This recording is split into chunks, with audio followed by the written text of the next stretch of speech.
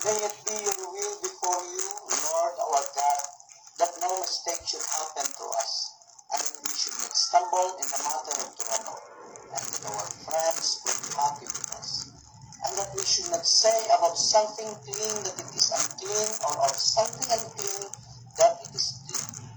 Nor should our friends stumble in the matter of Toronto, and we will be happy with them. For the Lord will give wisdom, from his mouth comes knowledge and understanding. Uncover our eyes and we will see wonders from your Torah. Blessed are you, Lord our God, King of the universe. May the words of my mouth and meditation of my heart be acceptable before you, Lord, my rock and my.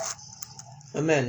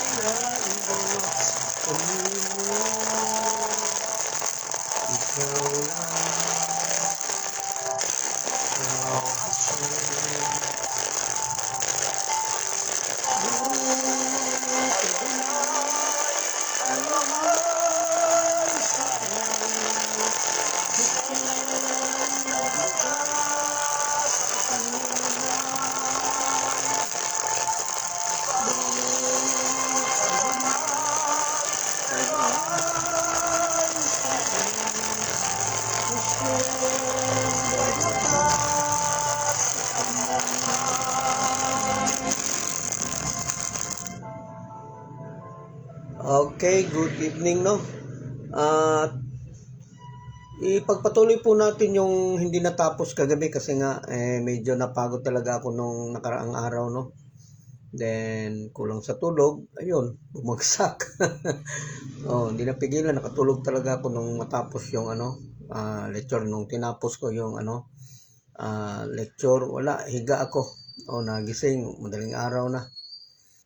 So, recap muna tayo, no, para mas maintindihan po natin. So, itong kapag namatay, no, kwento na lang po natin, no, kapag namatay yung isang tao tapos andun siya sa pagsunod sa Torah, hindi man niya makumpleto, pero meron po isang na perfect talaga na hindi niya na talaga ginawa pa hanggang sa mamatay siya, then he is assured resurrection from the dead, of the dead. So many rabbis nung nagsasabi, kaya nga sinabihan ako na kung hindi man talagang imposible talaga na in this life hindi ma-complete talaga kasi nga puno tayo ng problema, dami tayong problema. Kung hindi man natin masunod, pumili tayo ng isa. Pumili tayo ng isa na perfect talaga pagkakaano.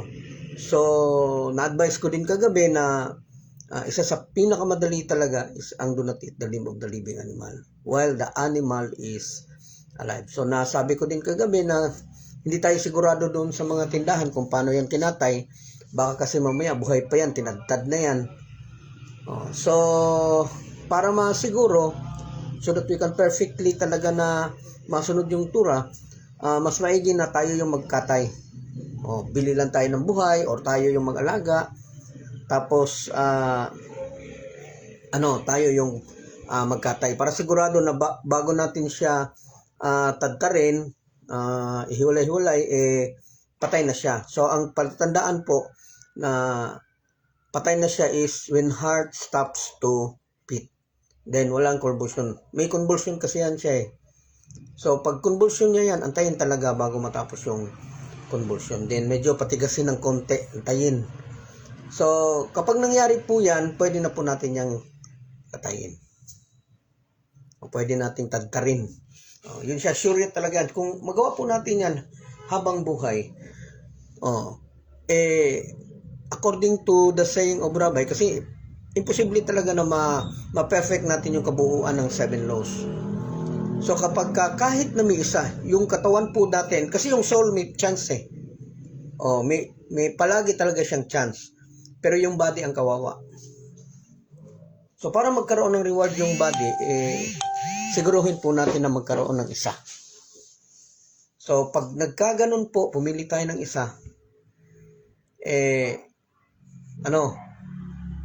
kapag na sigurado natin na hindi talaga tayo kumain ng buhay, then yung katawan natin is actually magkakaroon po ng kasiguruhan na masama doon sa resurrection of the dead.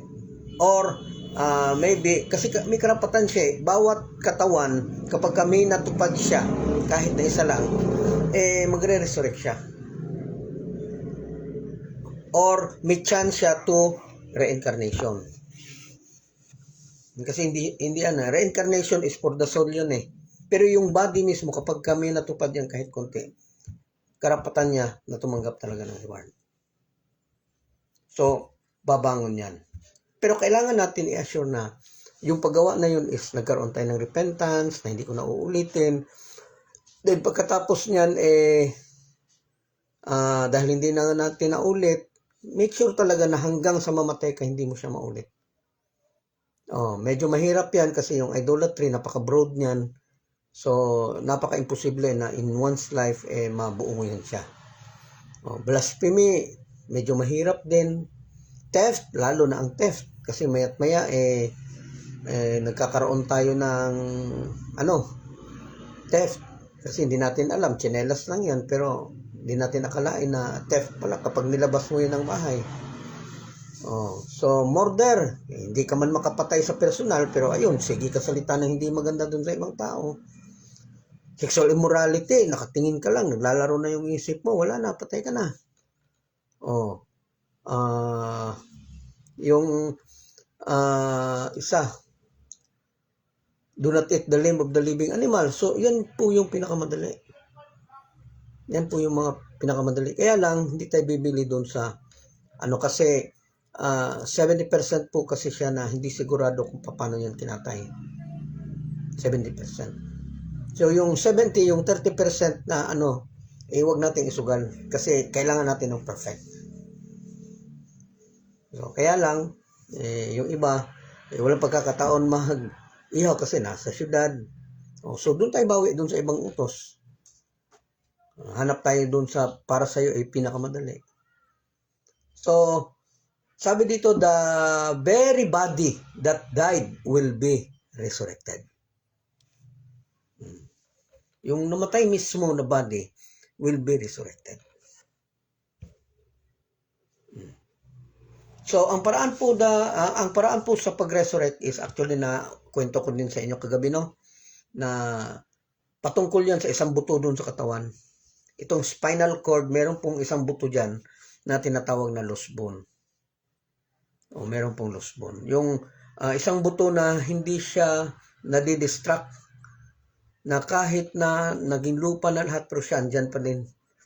Na napakatigas na buto yan. Napakatigas na buto. So, kung naandyan yan siya, buo yan siya, hindi yan siya ginaling dahil gi-cremate, automatic na pag i-cremate, hindi ka kasama sa resurrection. So, wala nang gamit din yung lost bone mo. Pero pag namatay ka, tapos naging lupa yung katawan mo, tapos naging masunurin ka doon sa utos ni Hashem, kahit na isa lang, ang mangyayari sa iyo is mauuna na ma-resurrect yung lost bone. Babangon yan. Tapos hahabol yung mga laman habang nagta-travel siya using the Mediterranean Tunnel papunta doon sa Jerusalem. Then dumidikit, sumusunod yung mga laman, sumusunod hanggang pagdating doon sa Jerusalem buka. So ganun po ang niyan. Ganun yung paraan. So napag-usapan natin kagabi, no, kung sino yung unang mare-resurrect. Okay? Recap lang din tayo, no, para mas madali nating maintindihan. So dito ang unang re-resurrect is ang Moshiach ben Yosef. Kapag tumayo na po ang Moshiach ben David, i-anoint na siya pagiging Moshiach, magkakaroon po ng early resurrection. Kasi may dalawang resurrection. Early resurrection and the final resurrection. Kasi kailangan ng mga righteous sa panahon ngayon, mahirapan tayo maghanap ng righteous. Kung meron mang naging righteous may possibility na mamatay. Pero itong mga first resurrection, kagaya nila ni Abraham, Yitzchak, Yaakov, Noah, Shem, yung mga natagurian ng mga righteous talaga. O si Moses, si Aaron, o kasama si Miriam. So sila is actually mauuna sila para tulungan nila ang Moshiach na kalabanin ang mga nations. Kasi wala nang natirang wala nang 2/3. The time na mamatay ang Moshiach ben Yosef, di ba dalawang Moshiach yan, Moshiach ben Yosef and Moshiach ben David. Kapag lumitaw na ang Moshiach ben Yosef, and according to many that Moshiach ben Yosef is president ngayon sa Israel, si Netanyahu, and even Netanyahu, no, sinabi niya mula talaga sa bibig niya that I am the Moshiach ben Yosef. So, ang trabaho kasi ng Moshiach ben Yosef is to face the enemy of Israel. Regardless kung secular ba siya, regardless kung religious ba siya, but he will fight the fight of Hashem. So, ang problema lang is ang problema lang is hindi siya distant talaga na umabot dun sa Moshiach na buhay siya. Kasi mamamatay po siya, kasi shalom, huwag lang sana, mamamatay siya. Ang Moshiach ben Yosef, hindi ko sinasabing si ang Moshiach ben Yosef mismo, kung siya man, sorry. Pero kung sino man yung Moshiach ben Yosef na yan, mamamatay po siya according to the tradition. Mamamatay siya sa harap mismo ng Jerusalem sa pakikipag-away niya doon sa mga kalaban ng Israel. So the time na mamatay si Moshiach ben Yosef, automatic po patay ang 2/3 ng lahat ng mga Gentiles. Lahat ng mga Gentiles, 2/3 ang mamamatay, 1/3 ang maiwan. The same way doon sa Israel, 2/3 ang mawawala automatic. Makikita po natin yan doon sa Zechariah 13:9 na dalawa sa tatlo ang mamamatay, tapos yung isa sa tatlo na naiwan i-rectify siya katulad ng pag-rectify ng isang ginto sa paraan ng apoy. So problema yan siya. No, problema yan siya. So, ibig sabihin, magkakaroon ng malaking pasakit ang natira sa Israel. In which at that time, itatayo na po ang Moshiach. Pagtayo sa Moshiach po, kasi in every generation, andyan ang Moshiach eh. Kaya lang hindi siya lumalabas dahil sa, ano gagawin niya? Yung mga estudyante niya, yung Israelis, hindi handa. Hindi handa. So, lilitaw siya kung kailan siya kailangan. So, kung hindi talaga handang Israel, then Hashem will give suffering to Israel para mawala yung sin nila, then para maging handa sila. Kasi the more na sinasuffer ang isang tao is the more yan siya nagtatawag doon kay Hashem. So, kapag tumawag na ang Israel doon kay Hashem dahil sa suffering, so that's the time na lalabas ang Moshiach. Pero 1/3 na lang ang natira. So, lalabas ang Moshiach, siya makikipag-away. Ang Moshiach ben David is with tatlong era. Ang unang era is ang first era is actually yung pagtayo niya. Ang first era of the Moshiach was actually started from the time of the Second World War up to now hanggang sa pagtayo niya. Hanggang sa matalo niya yung kalaban niya lahat. The second era is actually yung tuturuan niya na ng tura ang lahat ng mga nations. At ang third era is patungkol doon sa sinasabing Tikiyat Hamisem, o yung resurrection of the dead. Onwards yan siya to ulang haba. Kasi hindi din yan siya madali eh. Kasi nga magkakasunod-sunod yan eh. Di ba napag-usapan natin kagabi kung sino unang Hindi kasi din yan siya magic na lahat lilitaw. Bibilang din yan ng taon, maraming taon yung pagpapabangon. Isa-isa yan siya. So, may nagsasabi na alphabetical, may nagsasabi din na true righteousness. Balikan natin yan mamaya. So, kapag tumayo na yung Moshiach, kakalabanin niya, isa sa palatandaan na siya po yung Moshiach is kapag may tao talaga nakapagpatayo dun sa temple. That's the second option din na itatayo ang temple ng tao. Kasi ang first option, kasi ang mga Hudyo po, hindi po kasi sila nagsasalita ng negative. Ayaw nila pag-usapan yung mga negative. Pero andun yung katuruan. Yung first option is sasamba lahat ng mga Jewish kay Hashem kahit isang Sabado o dalawang Sabado, then that's the time na bababa ang templo mula kay Hashem. At lilitaw siya. Di masaya? So, yan ang first option. Pero kapag hindi talaga nagsamba ang Israel, then kailangan nila ng sacrifice. Kaya mangyayari ang War of Gog and Magog. Hopefully nakuha po natin na magkakaroon ng War of Gog and Magog para magkaroon ng suffering ang Israel. So, kaya may mga bagay talaga na kailangan na maintindihan natin. So ngayon, andyan na yung Moshiach, kailangan niya ng mga righteous kasi yung mga tao wala na, yung iba nagbablaspheme na kay Hashem kasi hindi biro yung war na madadaanan ng Israel. At kapag nagkaroon ng war talaga, buong mundo po yan, damay-damay yan lahat. So marami talaga magagalit sa Israel. At i-curse talaga ang God ng Israel ang mga tao. I-curse talaga nila.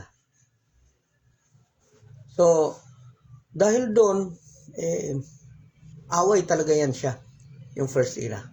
From Second World War up to now, away talaga yan siya. So, kapag nanalo na din ang Moshiach ben David at ma-adapt na, ma-accept na ng mga nation, natalo tayo. At nakita talaga natin na ang God ng Israel ang totoong God, and our God was actually a fake God, then yun. Isa-isa silang magsasabi doon sa mga sarili nila na, okay, we adopted a wrong God. So, we gather together and go to Jerusalem to worship the true God. So, nasa propesya po yan siya. So, doon magsisimula ang era of second era. Wherein lalabas ang utos lahat isa lang ang lalabas na usos mula lang doon sa Israel. Yan din ang kinatatakutan ng mga Christian. One government, one rule, one laws. So yan po ang kinatatakutan. Kasi sinira nila yan eh. Sinabi nila na 666 yan. Yan ang government ng evil na darating. So sinira nila ang Moshe.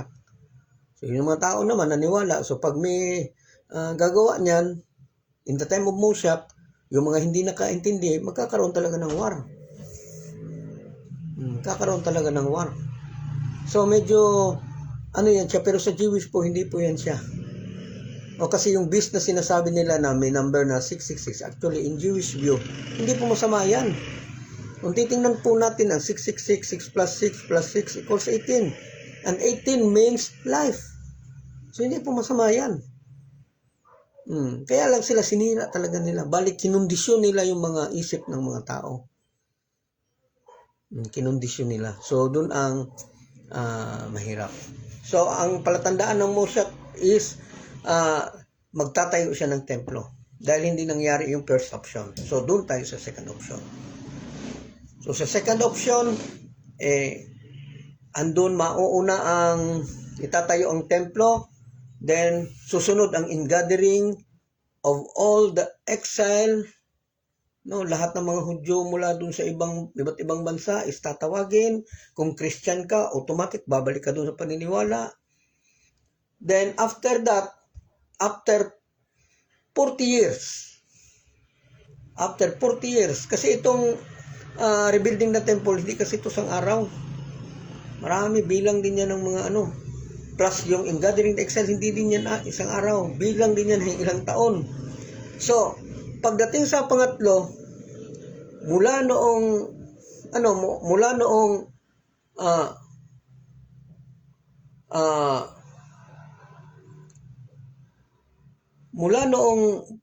umano yung Moshe, tumayo ang Moshe, is 40 years lang po ang bibilangin na taon para sa lahat ng mga gagawin. 40 years lang, then mangyayari po ang resurrection of the dead. The resurrection of the dead will occur 40 years after the exile return to the land of Israel. So ang pinagbabasihan po is yung pag-uwi ng mga Hudyo. Doon sa second, ang unang trabaho is to build the temple. Pangalawa, in gathering the exile. Mula po doon, bilang lang yan ng 40 years. Pagkatapos po niyan is ando na, resurrection of the dead na. Then, yun, ang pang-apat is Tzadikim, the saintly righteous men. Tzadikim yung mga naunang righteous. Kasama doon yung mga righteous nung unang araw. Si Shem,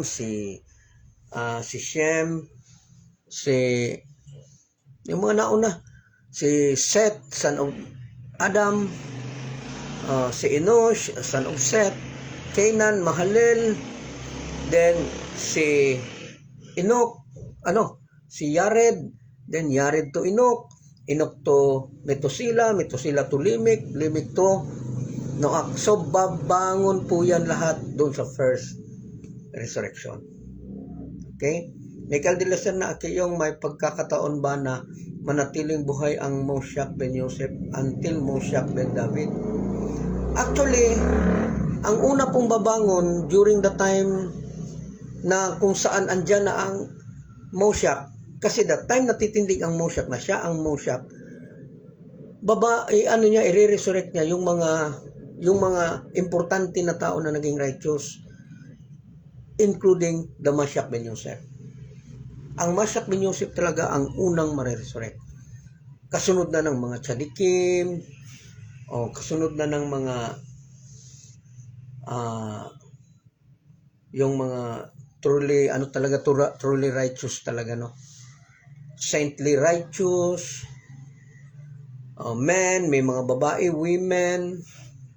Then exception to the rule dito dun sa yung exception to this rule, they will be resurrected immediately with the arrival of Moshe. Okay, so ang pinag-uusapan po dito is yung sa whole, sa final resurrection. ang hindi po ma-resurrect sa final resurrection is yun yung sila, pero mga righteous sila masyado, is yun yung sila ang masasali doon sa first resurrection. Kung kailan bumalik na yung mga Gentile, ay yung mga Jewish sa Israel, mauuna ang mga yung mga unang righteous.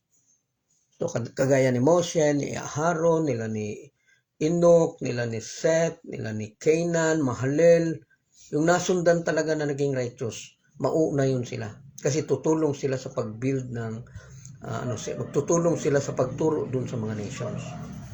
Then, hindi na sila automatic masasali dun sa second resurrection. O dahil nga, na-resurrect na sila eh. Wala nang record na mamatay sila. Wala nang record na mamatay sila.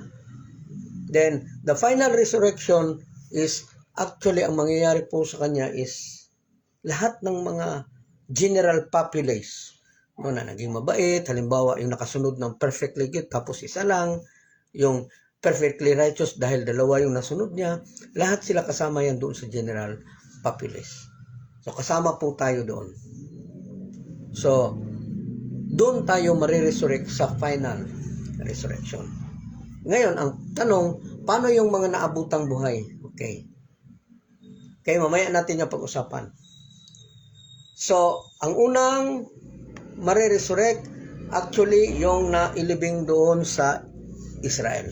So, lahat ng nailibing doon sa Israel is mag-arise yan siya. Kaya hindi madali eh. Kasi according to righteousness, ang sabi ng iba, according to alphabetical. May kasabihan na 40 years bibilangin din yung mga namatay doon sa loob sa Israel. Isa-isahin yan sila eh. Matagal din yan. May nakarinig ako ng rabbi na merong nagsasabi na yung duration ng mga patay doon sa Israel is bibilang din ng 40 years. Pagkatapos niyan, yung mga Hudyo din namatay doon sa labas, bibilang din another 40 years. Then, pagkatapos niyan is yung mga Hudyo na namatay sa desert. Alam naman natin no na maraming namatay sa Egypt. Pero yung mga namatay na 80% doon sa Egypt, actually hindi yun siya lahat mariresurrect. Lahat ng namatay sa Egypt dahil ayaw lumabas doon sa Egypt, hindi sila mariresurrect. Pero yung namatay doon sa wilderness, ibig sabihin nakaabot sila sa wilderness pero namatay kasi hindi din makakapasok yung nakalabas eh. Hindi makakapasok doon sa Kanaan. Ang makakapasok sa kanila is yung generation lang. So, yung namatay doon sa wilderness is yung pangatlo. Ang pang-apat na susunod is actually yung mga patriarchs na, yung mga matriarchs na, yung mga unang tzadikim nung araw na hindi nasama doon sa hindi nasama doon sa first resurrection. So marami po niyan. Kasama doon yung 400 servants ni Abraham. So marami masyadong righteous nung araw. So yung mga maraming sacrifices na nangyari, yung mga maraming good deeds, kasi ang good deeds kasi pangtapal yan eh. Para kung ano man yung mga kakulangan natin diyan sa pagtupad sa Torah, may pangtapal tayo doon sa tzedakah at saka sa tzedakah at saka sa good deeds. Pangtapal yan sa mga kakulangan. Pangdepensa yan siya sa mga calamity, pangpaalis yan siya ng malas sa buhay natin. So marami pong gamit ang good deeds at ang tzedakah. Napakaraming gamit. So magagamit yan siya, depende kay Hashem kung i-permit niya, magagamit yan sa panahon, lalo na sa panahon sa yung madedisgrasya ka. Tapos tutulungan ka ni Hashem dahil yun sa merit ng tzedakah. Okay? So, the more na righteous yung isang individual will be resurrected before the general population. So, dun sa final resurrection, yung sinasabi nating masyadong righteous na individual is mauuna silang ma-resurrect. Mauuna silang ma-resurrect. Okay? So, hopefully na intindihan ninyo na kapag ka masyado kang righteous, kasama ka doon sa unang resurrection.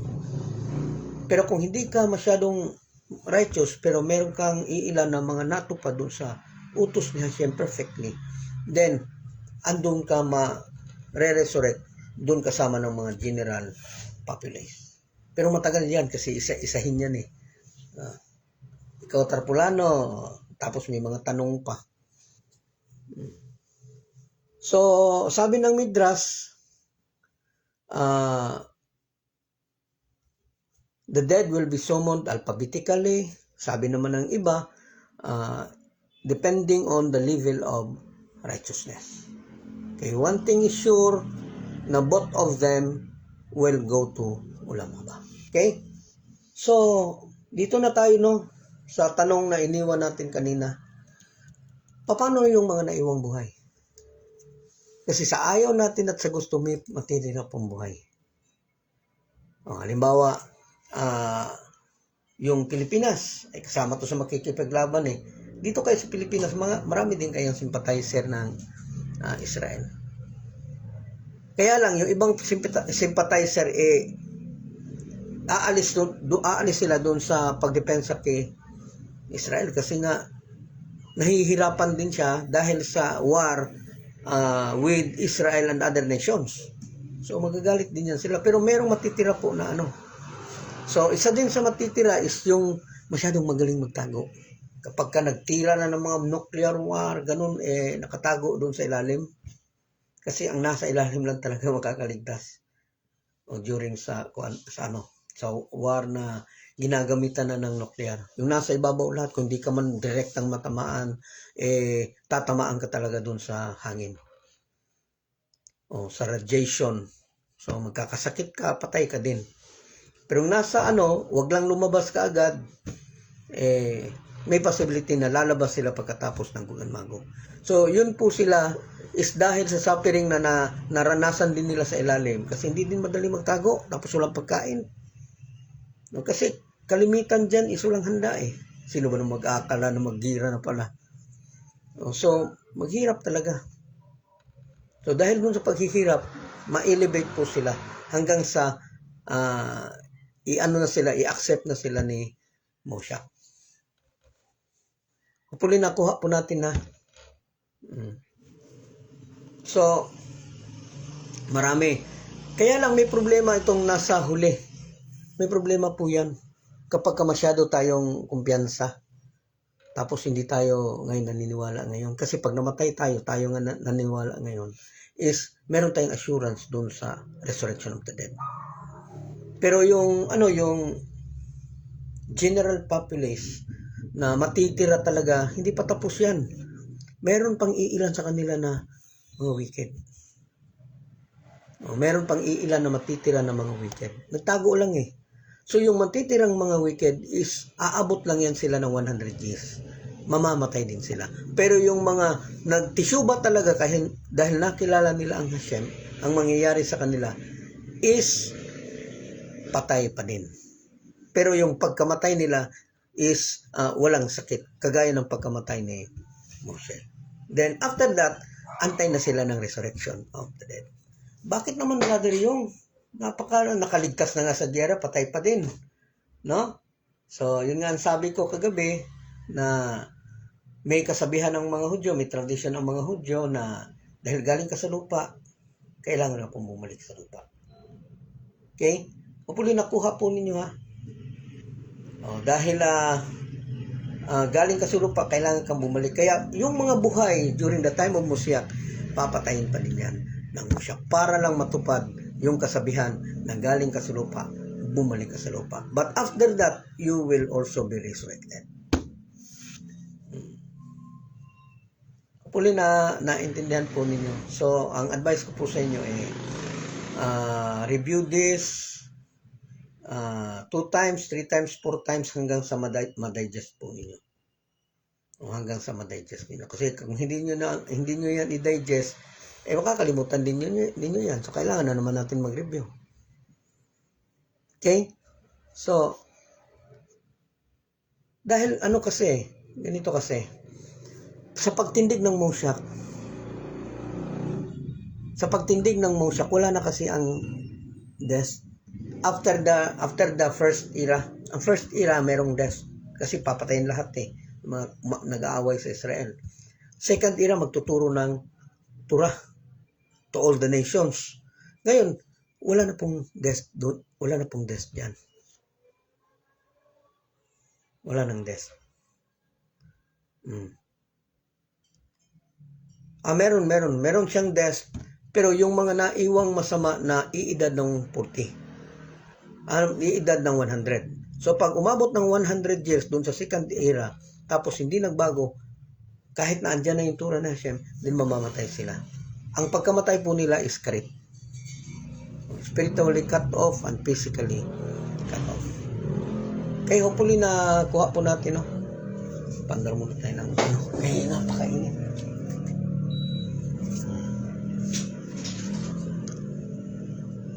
So, yun,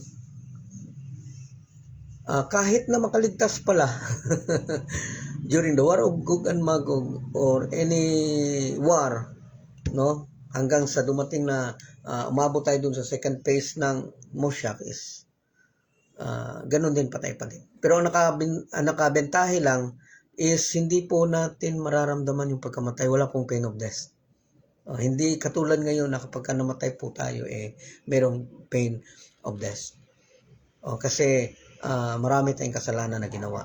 Pero during the time na nagtatago na sila sa ilalim ng lupa dahil sa War of Gog and Magog, marami po silang mararamdaman na sacrifice. At dahil dun sa sacrifice, mapapatawad yung kasalanan nila.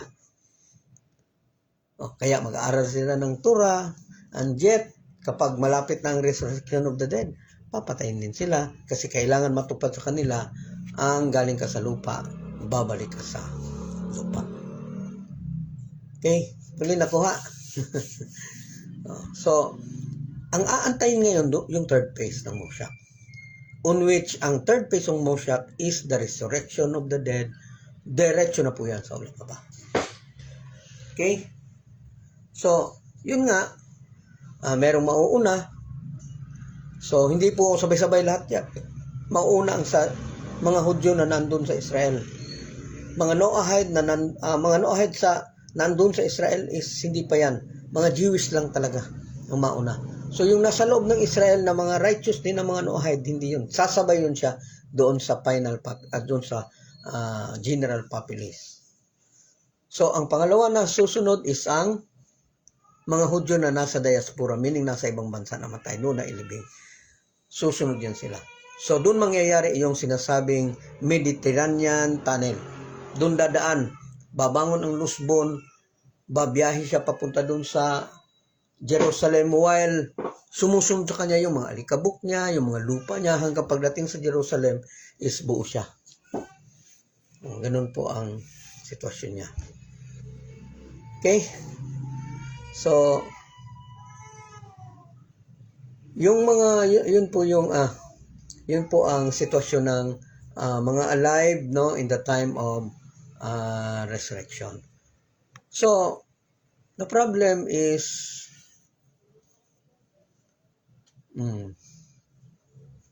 okay.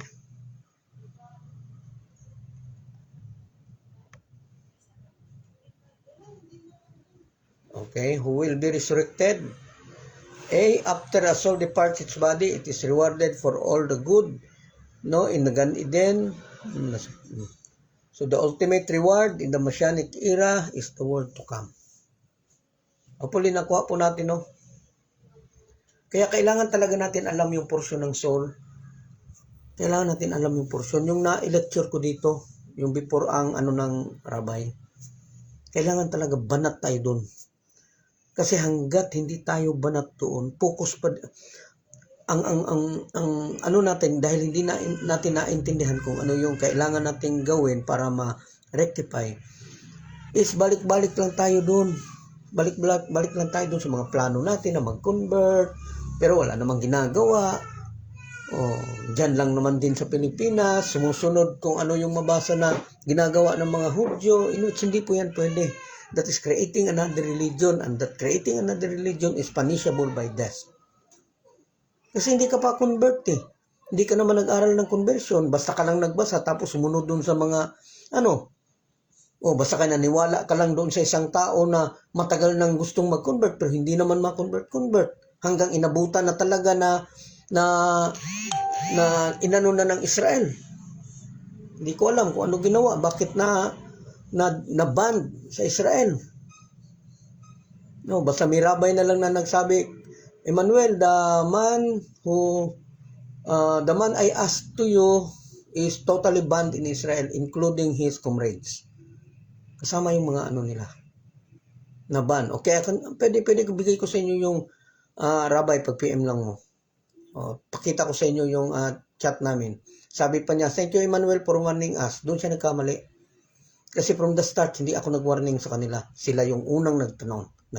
Emmanuel, do you know this person? Sinabi ko, hindi naman pwede na maglasyon hara ako. Magsalita ako ng hindi maganda. So binigay ko sa kanila yung link. Ito yung sila na grupo. So nung tiningnan nila, ang nangyari nagalit sila. Kasi they are creating another religion. Nagalit sila. So hanggang sa nabalitaan ko lang, ba't ibang na nasa video pa nga, sabi nila kahit na mamatay man sila ngayon, ganun pa din daw ang gagawin nila sa next life. So napakatigas talaga ng ulo. Sinabi na ng rabbi na go back to Noahide. Kasi kung ganyan mag-aantay talaga kayo ng sponsor, ay hindi nyo naiintindihan ang sponsor ng Jewish. Para sa atin, ang sponsorship po is libre pagkain, libre pamasahe. Yun po ang sponsor natin. Pero sa Hudyo, hindi po. Ang sponsor nila is recommendation for conversion. Hindi kasama pamasahe, hindi kasama pagkain, hindi kasama trabaho para makasurvive ka. So, kung maghanap tayo ng sponsor na ganun, libre lahat, then mamamatay na lang tayo, hindi pa tayo magkakaroon ng conversion. So, kung gusto mo talaga na mag-convert, din gumastos ka. Walang libre sa panahon ngayon. Punta ka doon sa kabad every week. O kung saan kabad mo gusto, or punta ka doon sa iba't ibang mga orthodox. Yung mga legit hindi yung mga secular lang na bumibisita sa atin. Kasi kalimitan na bumibisita sa atin, yung mga secular Tapos bilib na tayo. Tatawagin na nating rabbi. Hello. Bilib na bilib tayo. Hindi ako bibilib dyan sa mga ganyan. Basta hindi sumusunod sa Torah, hindi ako bibilib sa mga ganyan. So, pag may pumunta na si secular sa inyo tapos nagbiyahe, hindi ko yan pwede paturuin ng Torah. Kung magtuturo ka ng Torah sa amin, kailangan Friday night andyan ka na. Then magturo ka ng Torah sa amin. Pero kung nag-travel ka pa talaga, Sabado, travel ka pa, nagsakay ka pa ng kung ano-ano, tapos magtuturo ka sa akin, today is Sabbath. So ganun, napakasakit sa mata niyan. Tayo yung pasusundin niya dun sa utos niya, tapos siya hindi sumusunod. Yung mga tao, atat na atat Kakita lang ng rabbi para nakakita lang ng Hudyo para nakakita ng langit. Halos sambahin na. Yung mga taong yan is actually hindi yan nakakaintindi. Hindi walang naintindihan yan. Puro lang yan basa. So, sorry for them. So, ngayon they are totally banned. Okay? So, yung mahitabo, bagyod, ang gug and magog, kay niingon manggod si Rabbi Nir nga kasbi shalom. Yes, actually kasbi shalom yun. Kasi hindi nga sila nag-iisip ng negative. Ayaw nila yung second option. Ang pinag-uusapan lang nila yung mangyayari na sasamba lahat. Kailan pa mangyayari yan? Yung ibang Jewish is naging Katoliko.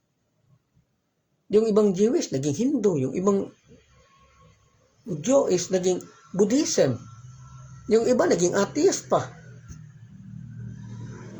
Kailan sila sasamba ng may isang araw o 2 araw? Wala. So ano gagawin ni Hashem? Bibigyan sila ng Suffering. Kasi yung taong under suffering, istatawag talaga yan kay Hashem. Yan ang inaantay ni Hashem. Kaya lang ayaw nilang pag-usapan yan eh. Kaya sinasabi nilang kasbi shalom. Tayo naman na kung sinabi nilang kasbi shalom, di mangyayari yan. Mali palang turo ni Uyong. Hindi nila yan tinuturo, pero yan talaga yung pwedeng, mga option na pwedeng mangyari. Hopefully naintindihan nato, no?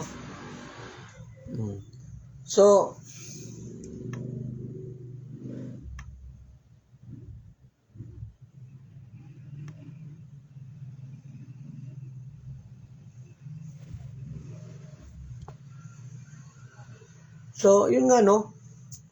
Kailangan nating maintindihan yung sinasabi natong soul. Kasi ang soul talaga ang kailangan talaga na ma-rectify. Yung body is, madadamay lang yan siya dahil sa suffering, dahil dun sa pagtupad. Kasi may suffering dyan eh. Gusto mong gawin tong bagay na to, pero hindi pwede. Kasi ayon sa Torah, ganito, ganyan. So suffering yan para dun sa taong, so, dahil nag-suffer siya, dahil sa pagtupad niya dun sa Torah, then he is qualified to receive the reward. At matatanggap po nila yan doon sa resurrection of the dead. So, kailangan maintindihan natin tong soul. Kasi, paano natin ma-rectify yung soul? Paano natin mababago? So, kailangan i-memorize natin na itong soul pala natin is may level. 5. Sa mga Jewish, intact ang 5. Kaya kahit anong gawin nila, may promise sila. And then, all of them will go back to Israel and worship the true God. Pero yung ibang napakasama na Jewish na may katapat din na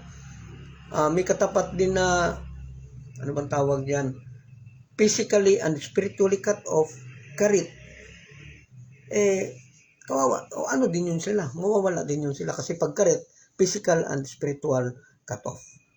Pero lahat ng mga Hudyo, kahit na Christian man, kahit Buddhist, kahit atheism, pag naandyan na ang Moshiach, maniniwala yan sila. Uuwi yan lahat sila.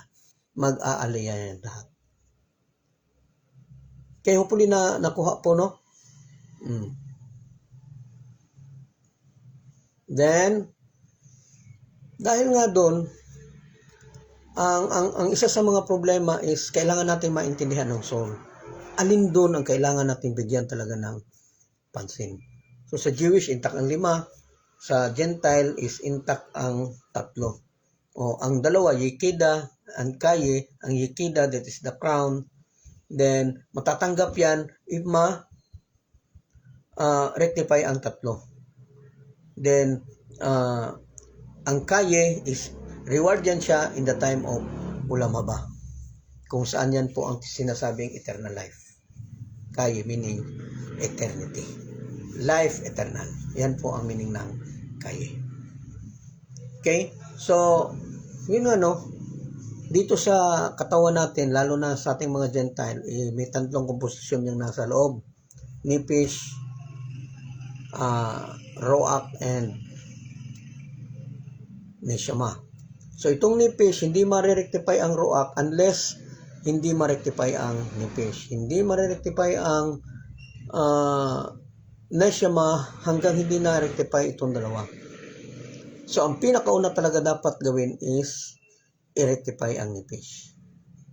Ang rectification ng nipis is our action. Kailangan talaga baguhin natin yung mga ugali. Kaya nga, inuna ko talaga dun sa mga leader ang pathways of life. Kung paano natin umayos ng tama. Umayos in every situation. Kasi magiging maayos lang yung natin, yung paggalaw natin, yung action natin kapag naiintindihan talaga natin ang Torah. Na hindi kailangan gamitan ng emotion, hindi kailangan gamitan ng tradisyon natin dito sa Pilipinas. Kasi hindi naman tradisyon ng Pilipinas ang masusunod eh. Ang tradisyon naman na galing dun kay Hashem. Ngayon kung wala, natin yung ugali natin kasi hindi natin maintindihan, andun pa din tayo sa emotional understanding, then wala talaga. Mahirapan ka ma-rectify. Kung ma-rectify ka man, ilang balik kaya? Basig 99 kasi shalom. 99 balik. O bago ka makaintindi talaga. Kasi tayo, meron tayong mga pinaniniwalaan na hindi natin tinanggal sa sarili natin. So, may katuruan ang tura, nakita natin doon sa mga history, pero ayaw tanggapin kasi may tradisyon tayo. Doon natin palagi binabase doon sa tradisyon natin. So, paano yan? So, hindi masusunod ang tura. Ang tradisyon ng Pilipino ang nasunod. So, hindi naiintindihan eh. Pilipino kasi. Ang daming klaseng paniniwala. Sumasali pa yung mga matatanda. Pamahiin ng mga matatanda. Although may pamahiin din ang mga Jewish, pero kung susunod man lang din tayo, din doon tayo sa pamahiin ng mga Jewish. Kaysa sa pamahiin na kung saan-saan lang nila pinulot. Ang iba galing doon sa Incheck, ang iba galing doon sa India, galing sa Buddhist, na walang proper talaga na source kung saan galing. Okay? So, yun nga proper attitude talaga. Kaya yung mga leader natin, galingan talaga ninyo na i-digest. Okay, I advise dun sa sa mga leader na kapag gumagawa po kayo ng lecture, huwag kayo magsabay apat. Kasi ang mga kapatiran po walang maiintindihan. Una-una, lag masyado. Pangalawa, hindi maayos pagkakuan kasi yung iba, taas masyado magsalita, mahaba, tapos isa lang palang ibig sabihin. Then, kailangan point to point yun. Yung mga hindi kailangan doon sa istorya, huwag nang sabihin. Then, ang dyan is, kapag marami, yung unang naan dyan, yung unang nagsalita, katagal-tagal pa makabalik.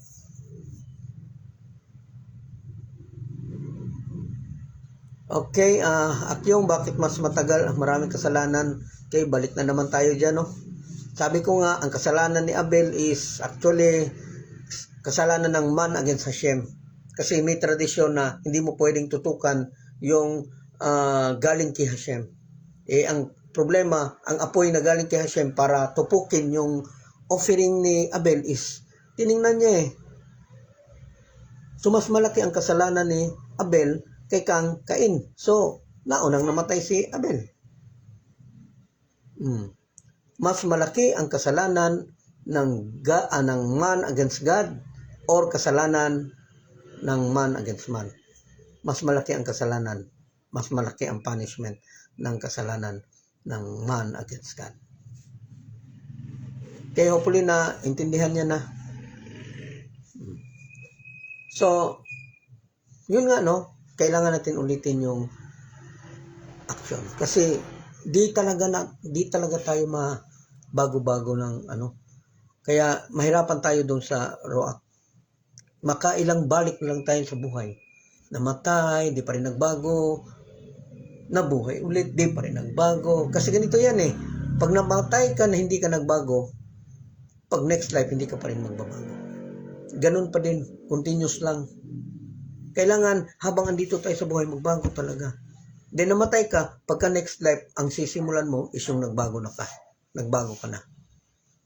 Ganun po yun siya. Pero pag namatay ka, hindi ka pa nagbago, then sa next life, hindi ka pa din magbabago. Struggle pa din yung pagbabago.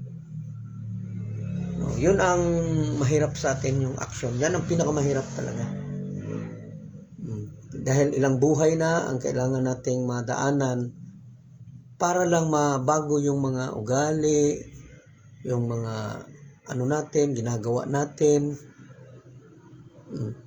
Kapag nabago natin yan, this means na rectified na yung nipis mo. So, kailangan mo mamatay. So, nakailang buhay ka na marami ka ng beses mamatay. Kung kailan na-rectify na, mamamatay ka ulit.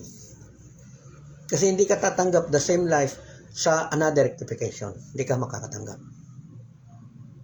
Okay? So, pag na-rectify mo na ang nipis, mabait ka na masyado, mag-action, then kaya nga kailangan natin ng tura kasi ang basihan sa action natin isang tura.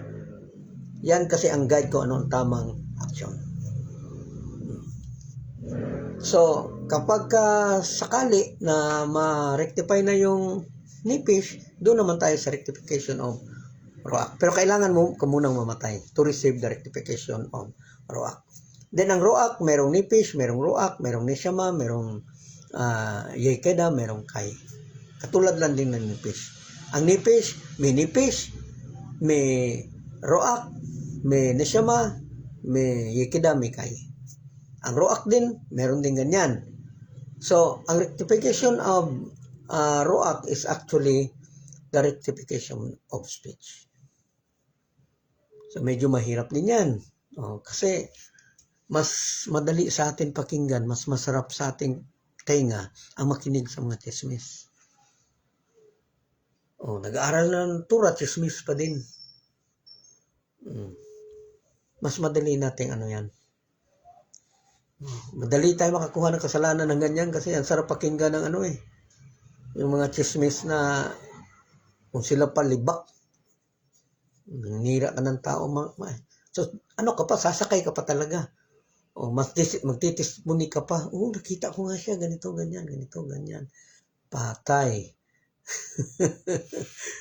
So, mahirap din ang rectification of ROAC. Which is, rectification of ROAC is kailangan ma-rectify yung mouth. Okay? So, kung sakali, 100 lives para ma-rectify lang ang ROAC, then, kailangan mong mamatay again. Pero maraming patay ka nang nadaanan, ngayon na na-rectify mo na yung ROAC, ang mangyayari, patay pa din. Kasi kailangan mong tanggapin ang rectification of nishama. Okay? So, ang rectification ng nishama is the rectification of thoughts. Yung naiisip mo, kailangan baguhin yan. Mahirap din yan. So, ilang buhay din ang kailangan para ma-rectify yan? Ilang buhay din kaya ang kailangan?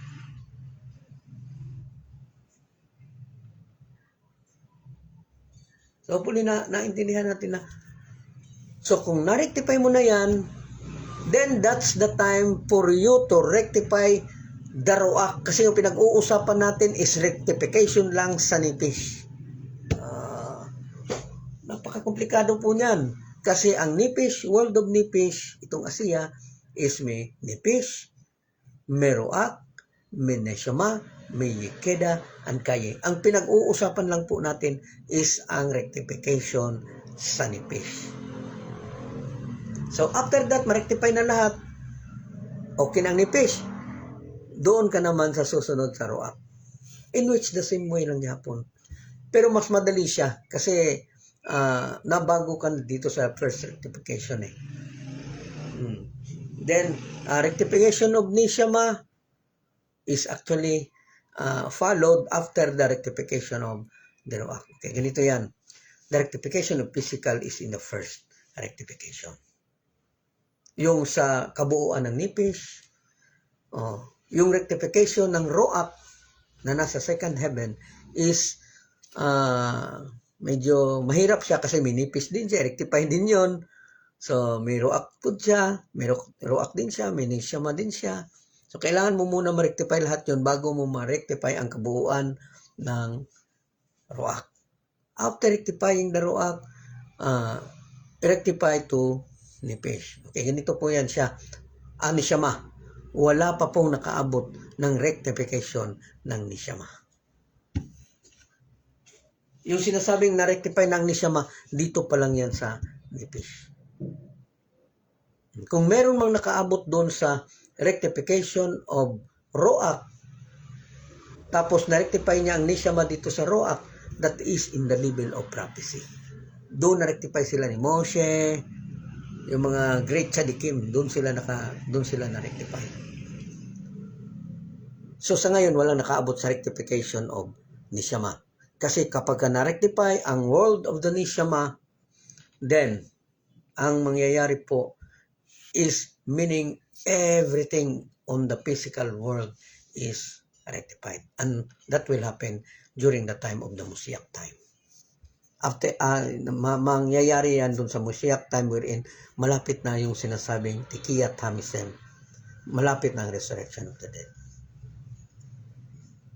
Kaya hopefully nakuha po yan ha. Nakuha po natin yan kasi mahirap talaga maintindihan. Hindi lang tayo basta-basta maniniwala dahil nabasa natin sa Biblia. Hindi pwede na, kasi ang pinag-uusapan dyan lahat is Israel. At ang problema po, hindi po tayo kasama doon sa pinag-uusapan. And yet, sinusunod natin kung anong inuutos doon sa kanila. Okay? Ang problema natin kasi, nagbabasa tayo, akala natin, kasama natin yung mga, doon sa utos doon na nabasa sa Biblia, akala natin kasama tayo doon sa inutusan. In which, ang inutusan lahat dyan is ang mga Hudyo. Walang kasamang Gentile dyan.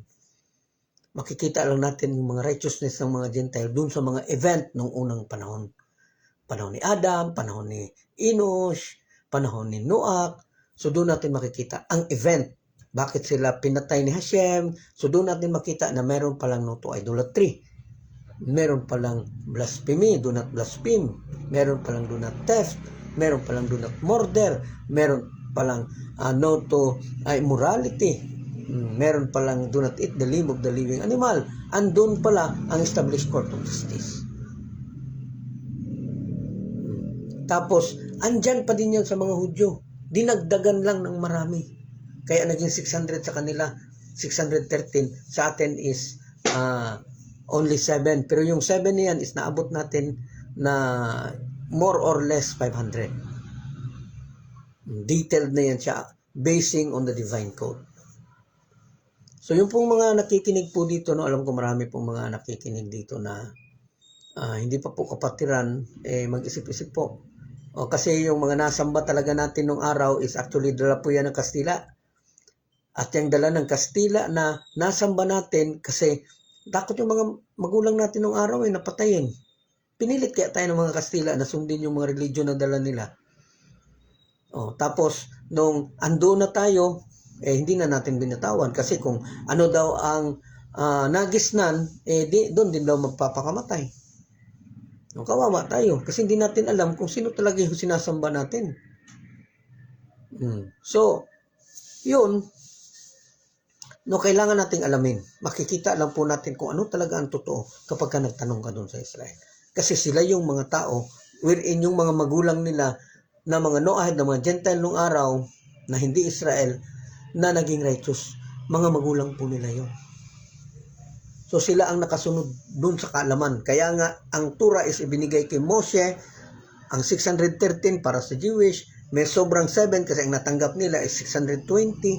So may 7 and that law was actually for Gentiles. Kaya ginawa silang lights of the nations to teach the Gentile people the 7 laws. Kaya kaso mga tao wala na Kanya-kanya ng patunay dun sa reliyon nila.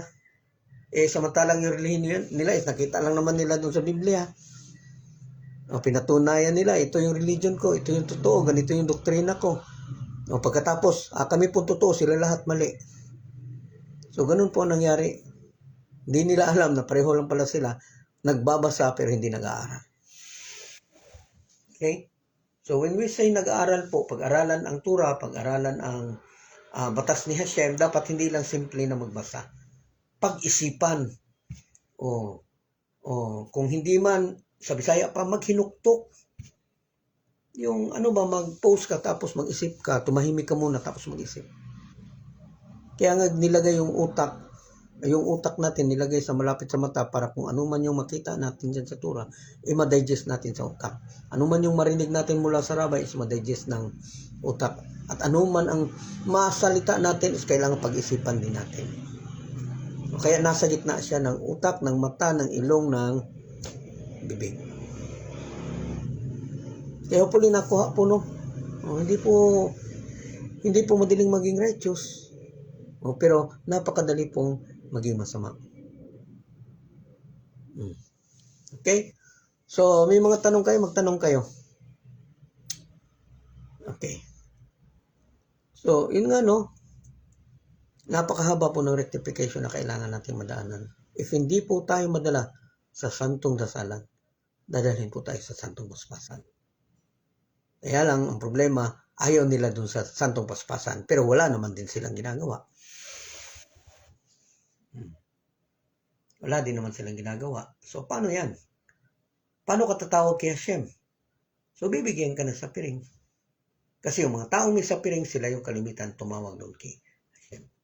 Okay. Ganun lang pala ang kailangan ninyo para tumawag kayo sa akin. Okay, bibigyan ko ng sa piring. Kaya magkakaroon ng war. Sabi nga ng rabbi, kasbi shalom. Huwag lang sana. O di kung ayaw ninyong magawa yan, di gawa ninyo ng paraan na lahat ng mga Jewish magsamba doon kay Hashem ng iisang araw. Kasi nasa kanila yung susi eh. Nasa kanila ang susi. Tapos ngayon, kayo magsasabi na kasbi shalom. Huwag lang sana. Tapos kayo naman yung hindi gumagawa. Mga Hudyo na mga sekular, papasyal-pasyal, tuturo pa ng tura. Sasalita pa talaga dyan sa gitna. Sila yung number 1 violator. Bakit? Pumupunta sa Sabado? Paano sila nakaabot dun sa Sabado? Bawal mag-travel na sa Sabado. Payag ka, turuan ka ng taong hindi tumutupad. Tapos tuturuan ka na tuparin ninyo to, pero siya hindi tumutupad. Mahirap yan. Kung sabi huwag manakaw, pero yung nagturo mo, number 1 magnanakaw. Paano maniniwala yung tuturo ng Sabat, pero siya hindi nagsabat kasi nag-travel. Kakain pa talaga ng pagkain ng mga Gentile na alam nilang may utosang na huwag kumain ng pagkain ng Gentile. Hindi nga nila pinapahawakan sa tuwa sa atin. Kapag nahawakan nila, hindi na nila kakainin yan. Tapos sila, para kumbagang naghahanap lang ng naghahanap lang ng kaibigan, naghahanap lang ng kakampi, para kahit papano may kasabay sila doon sa pagliliwaliw nila dito sa ibang bansa. Tapos, di pa nakontento, sasabihan pa ako, Emmanuel, you have no Ahayed brethren there to go with me in my travel? Ano kahilo? Gawin mo pa akong bugaw. Pagkatapos, iwanan ninyo. Yan saya ninyo. Actually, nireklamo ko yan dyan sa Kabad sa Cebu. Wala naman din siyang magagawa. So ako hanggang na lang talaga, kasi ako talaga yung hinihingian eh. Ako yung hinihingian. Musulat talaga, nag-text talaga yan siya, talaga. Kahit na mga religious na gani, ganun pa din. Alam naman nilang may utos sila na huwag mag-asawa ng Gentile. Tapos, iaano lang nila na we will convert them. We will convert them. Tama ba dahil yung mag-convert para asawahin? Gamitin muna bago asawahin. Bago i-convert. Hindi naiintindihan ba kahit na religious na? Hindi naiintindihan. So, kung may lalapit po sa inyo na religious or even non-religious na mga Hudyo, maghahanap ng kasama, wag po ninyong patulan yan. Magbibigay lang kayo ng kasalanan sa kanila. Maging accessories ka pa dun sa kasalanan nila. Kasi according to 613, you cannot marry a Gentile. So, paano yan? Dito nagpupunta, hihingi ng kasama. Ano tingin nyo sa amin? Prostitute? Gawin nyo kaming prostitute?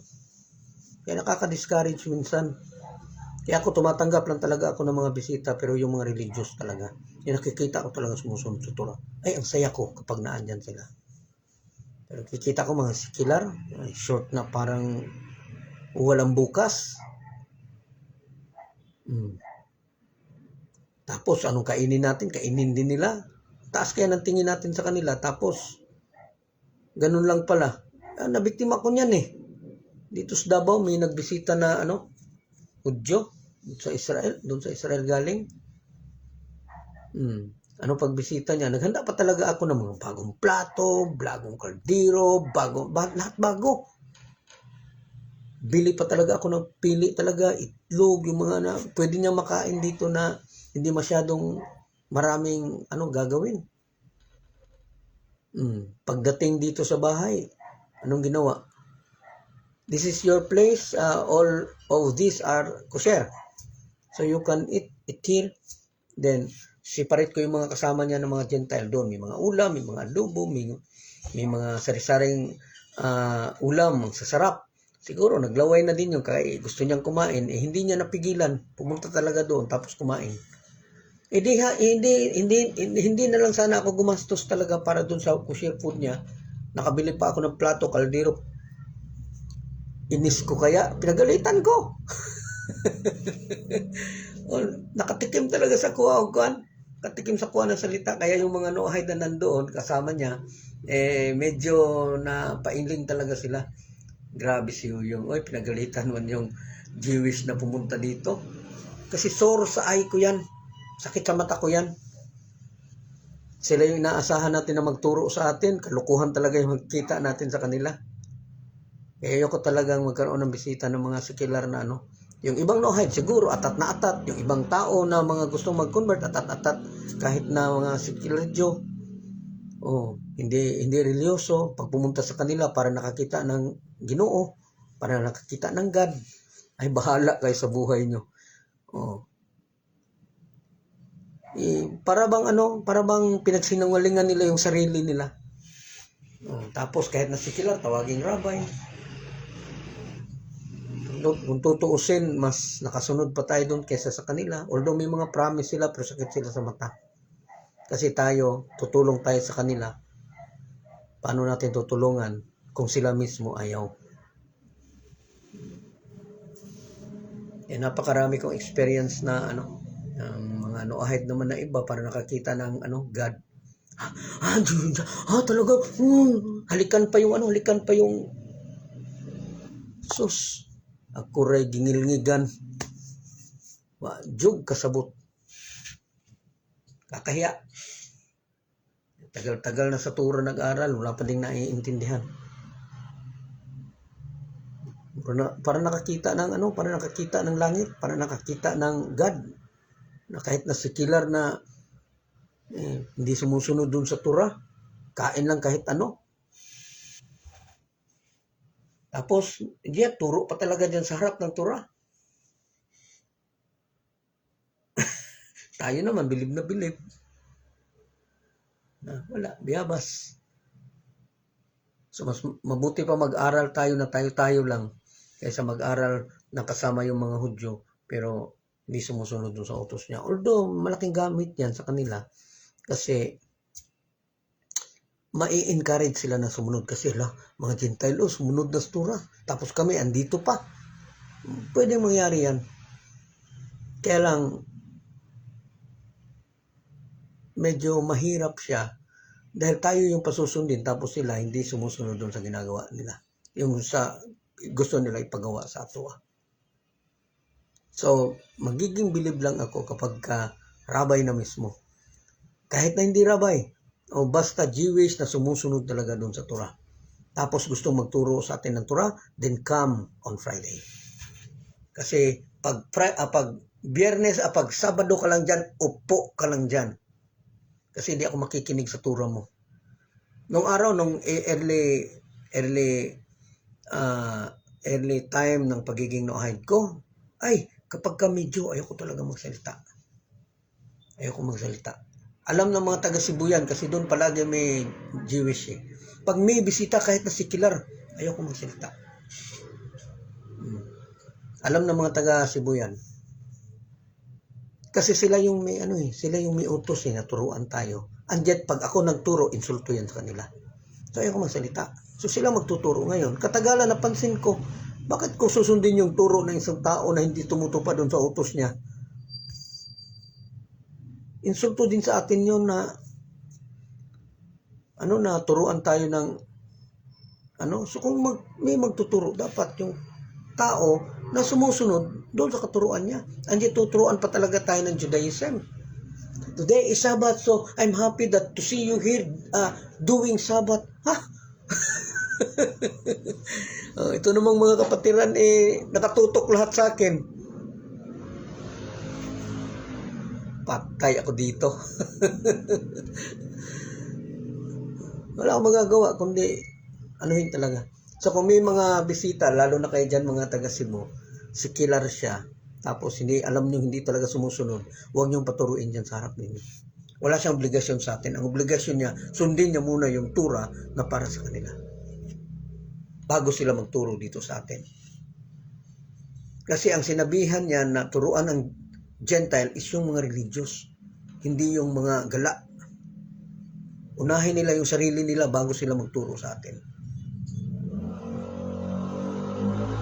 Pero yung mga ibang tao, not necessarily noahid. Iba yung mga tao na gustong mag-convert pero hanggang ngayon wala pa din, hindi pa din ang convert, namatay na lang yung ibang kasamahan hindi pa din na-convert. Wala yung chance. Makakita lang yan ng konting paa ng Jewish kahit na kumakain ng baboy. Wala yan. Papaturo yan doon. Para nakakita na yan ng langit. Wala, iba kasi yung criteria nila Kahit na nakakontak lang sila nung tag-drawing lang ng drawing lang ng mga picture, mga tapos sasabihin niya, may nakilala ako dito, matandang rabay. Rabay kaagad. Nung pinuntahan namin doon sa Israel, yung lugar niya, nakausap namin doon sa telepono kasi mahirap na namin puntahan kasi patapos na yung Friday. So tinawagan na lang. Are you a rabbi? No, I am not a rabbi. I am just a simple Jew. Tapos pilit talaga na rabbi daw. Siya na yung mismo nagsabi.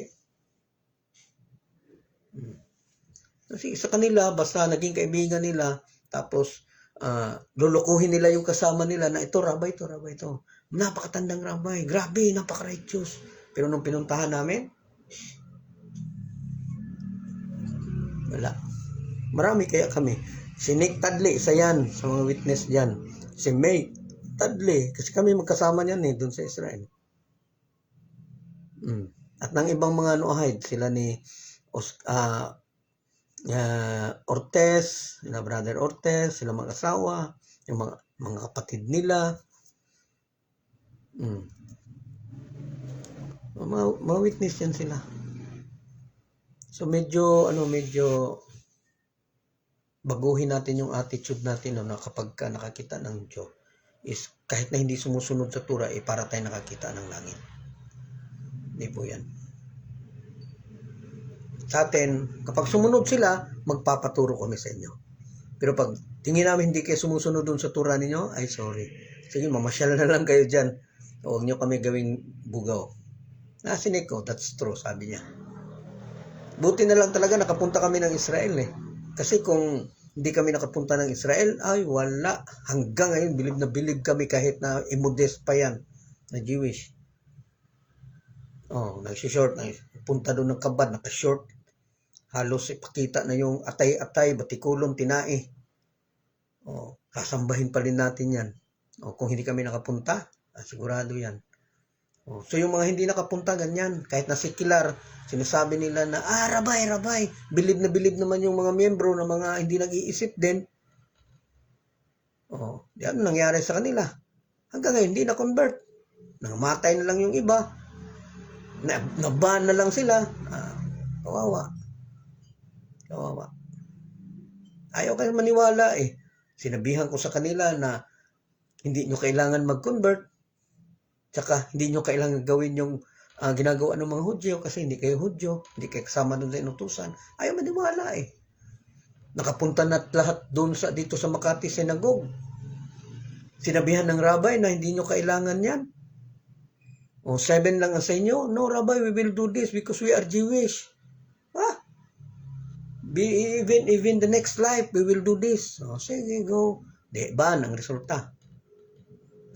Mga tao naman, mga bobo, sunod naman ang sunod.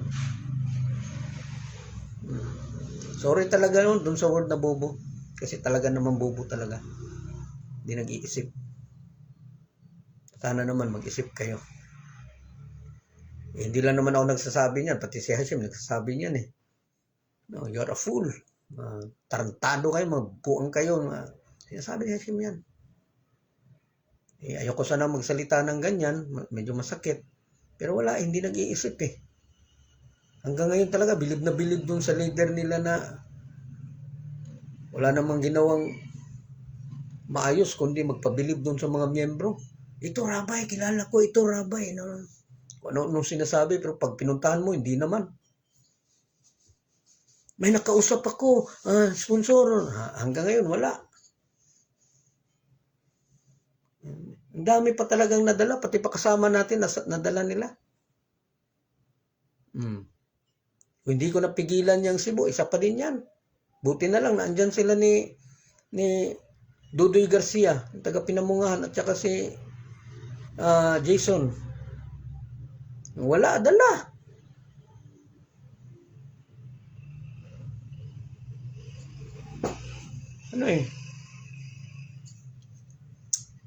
So, sana matuto. Huwag basta-basta mag-invite. Nakulangan pa kayo dun sa pag-aaral natin. Di naman kayo nakikinig dun sa mga tura natin. Tapos ngayon, mag-i-invite kayo ng ibang tao para makinig. Aanhin nyo pa yun, aanhin nyo pa yun. Sobra-sobra na yung narinig ninyo, pero hindi naman nilalagay dun sa isip. Tapos mag-i-invite pa talaga ng ibang tao para magsalita dyan. Tapos isang click lang, niwala ka agad, takilid ka agad. Ala. Buti na lang talaga may mga strong person din talaga na So, Grace Maul, ignorance of the law excuses no one else. Wala, hindi nag-aaral. Yung dating paniniwala natin dun sa Sambanista, paniniwala sa Messianic, andyan pa din. Andyan pa din. Kaya totoo talaga yung kasabihan na you cannot teach old Carabao. Cannot teach old Carabao. Kapag ka matanda na, kapag ka hindi mo na maturuan yan. Kasi kahit anong turo mo dyan, aapaw lang yan. Matatapon lang. Kasi puno ng contaminated na teaching. Hindi kasi tinapon lahat eh. Andun pa din yung willingness na sundin yung mga ibang So, kawawa yan. Next life, balik pa din ulit sa Basta may pagkakataon na makaya sa one's life lang. So, dapat ngayon habang buhay pa may chance. So, gawin po natin yung tama. Pag sinabing wala tayong sabat, hindi tayo dapat mag-greetings ng sabat shalom. Yan ang pinakatama. Paano ko mag-greet sabat shalom? Yung ginreatings mo Gentile, may sawat ba ang Gentile? Wala. Paano nag-effect sa'yo yung sabat shalom? Wala ka namang sabat. Isip ba mag-isip? Iba hindi nag-iisip. Kaya ayun, sabat shalom pa din.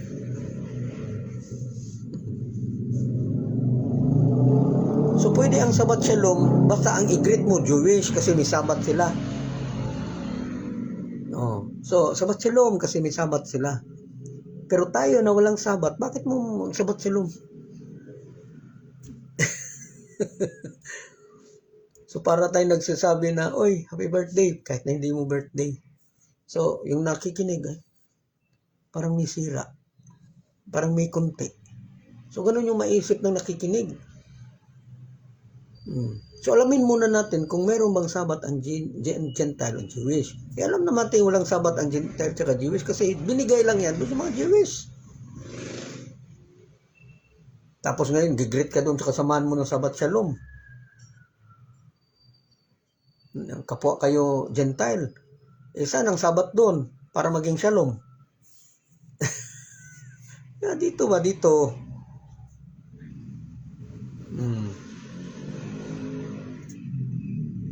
Hindi ako nagtatarget ng mga tao ha. Itong na issue na kasi na ito is actually for all ito kasi marami nito sa loob. Marami nito. So hindi talaga tayo dapat sa atin ginagawa natin Sabat para sa toa. This is just an ordinary days. This is just like Sunday, Monday, Tuesday, Wednesday, Thursday, Friday, Saturday. A simple and ordinary. Ginagawa lang natin na Torah study kasi para masana yung mga anak natin na Torah and in respect na yung mga Jewish is nagsasabat sila. So, nag-remember tayo na nagsabat sila. Tayo, dahil na-remember natin, mag-aral tayo ng Torah kasi sila nagsabat. O tayo, anong gagawin natin? Mag-aral na tayo ng Torah. Mag-aral na lang ng Torah. So, magsisimula ang Torah, depende sa lugar, kagaya sa Mandawi, mula umaga hanggang hapon. Yung iba, half day lang, sumasama dun sa Davao City. Douglas Yani Benoak. So, yung, if tugtog tayo ng music na Hebrew, bawal na tayo magpatugtog ng word na Sabat. Yes. Kung ano Sabat, Shalom, ano mga kanta yan? Pwede tayong makinig as a song. Pero hindi po natin pwedeng gawing mantra. Because today is a Sabat. Kailangan talaga Sabat Shalom yung patugtog. So, hindi yan siya. Pero occasionally, napatugtog natin dahil andun eh. So, okay lang yan siya. Pero hindi ibig sabihin na nagsasabat ka. Kakantahin mo talaga na Sabat Shalom doon sa inside sa Bet Midrash. Okay? So, hopefully nakuha po natin ha. Napakataas na po natin ang nadaanan. Kailangan pakita natin na may natutunan po tayo. Huwag po tayo magpakabobo. Sabi ko sa inyo, minsan, ang sugat, kailangang, sa Bisaya pa, kinahanglang bulikatin. Nasa Tagalog yung bulikatin. Kailangang lugit-lugitin. Hindi masasaktan ka talaga kasi gilugit-lugit. Ganyan ang paglinis ng sugat. Kailangan na masaktan ka para lang makuha yung Kasi kung ganun-ganun lang ang sugat, kung ganunin mo lang, hindi gagaling. Kasi may mga patay na dugo doon, may mga dumi. So, kailangan mo talaga yung tanggalin, kunin mo yan, kung masasaktan ka talaga. So, minsan kailangan talaga yan. Kasi kung hindi ako magsasabi sa inyo, kinsa yung magsasabi. Diba? So, agwantahan ko ninyo. Kasi ako yung tatay ninyo. Agwantahan ko. Nangangaral lang talaga ako sa mga anak ko. Okay? So, hanggang sa susunod, magandang gabi po sa ating lahat. We give thanks to you, Lord, our God, that you place our portion with those who sit in the study halls, and that you did not place our portion with those who sit in the street corners. For we wake up early, and they wake up early. We wake up early for words of Torah, and they wake up early for empty words. We work hard, and they work hard. We work hard to get reward, and they work hard and do not receive reward. We run and they run.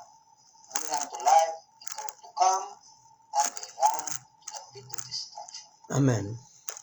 You who dwells in the shelter of the Most High, who abides in the shadow of the Omnipotent.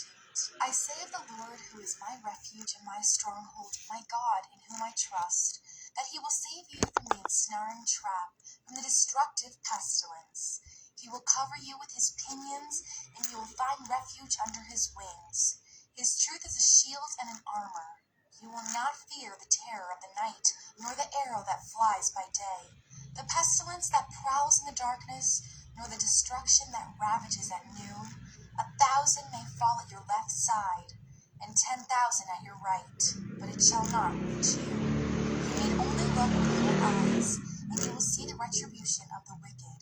Because you have said, the Lord is my shelter, and you have made the Most High your haven.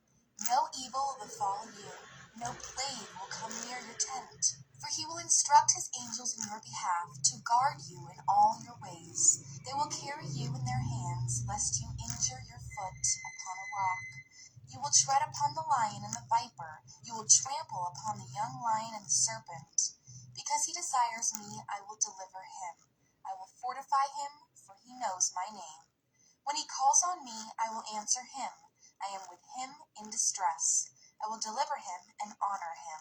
I will satiate him with long life and show him my deliverance. Amen.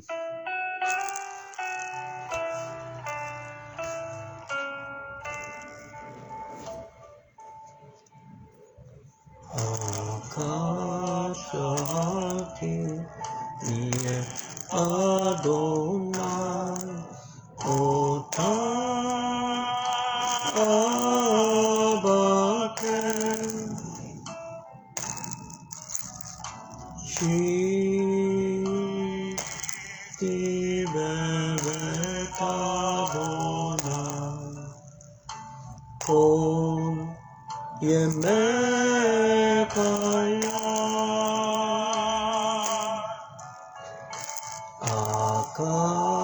Akashati Niet Adonai Ota Abaken Shiti Bevet Adonai Kol Yamekaya Lakazot Beno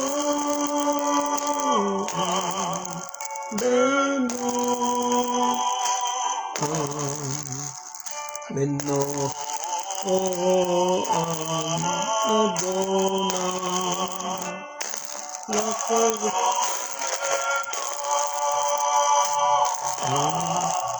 Beno Oldebake Bekalo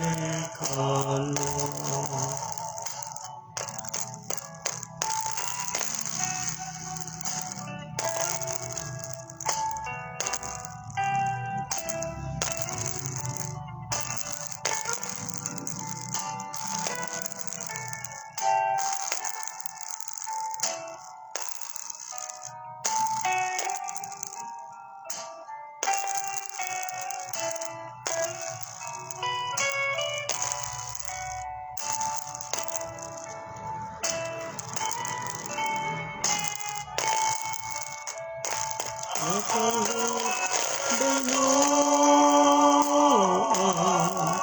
Beno Beno Adonai